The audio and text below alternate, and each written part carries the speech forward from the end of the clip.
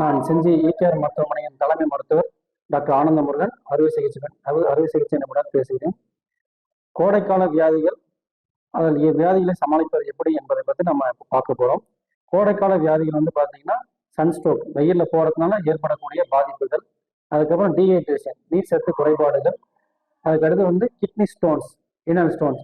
வெயில் காலத்தில் வந்து பார்த்தீங்கன்னா அதிகப்படியான கிட்னி ஸ்டோன் பிரச்சனைகள் வந்து மக்களுக்கு வந்து வரக்கூடும். இதெல்லாம் நம்ம வந்து எப்படி தவிர்க்கணும்? பொதுவாக ஹீட் ஸ்ட்ரோக் அப்படின்னா வெயில போறதுனால ஏற்படக்கூடிய பாதிப்புகள், அதை நம்ம எப்படி தவிர்க்கணும்னு பார்த்தீங்கன்னா காலை 10 மணிலேருந்து மாலை 4 மணி வரைக்கும் நம்ம வெயில போறதை தவிர்க்கணும். மேலும் வந்து கதர் உடைகள், ரொம்ப லூஸ் ஃபிட்டிங் ட்ரெஸ் போடணும், டைட் ட்ரெஸ் போடக்கூடாது. கதர் ஆடைகள், கொஞ்சம் ஃப்ரீ ட்ரெஸ் வந்து நம்ம போட்டோம்னா நமக்கு வந்து உடம்புல அலர்ஜிஸ் அந்த மாதிரிலாம் வெயில் காலத்தில் வரக்கூடிய அலர்ஜிலாம் வந்து வராது. அடுத்து ரெண்டாவது வந்து டீஹைட்ரேஷன், நீர் சத்து குறைபாடுகள். இந்த வெயில் டைம்ல கம்பல்சரி எல்லாரும் குறைஞ்சது 3 லிட்டர் தண்ணி வந்து நம்ம குடிக்கணும். குடிச்சோம்னா நம்ம இந்த கிட்னி ஸ்டோன் போன்ற டீஹைட்ரேஷன், நீர் சத்து குறைபாடுகள் வந்து நம்ம வந்து தவிர்க்க முடியும்.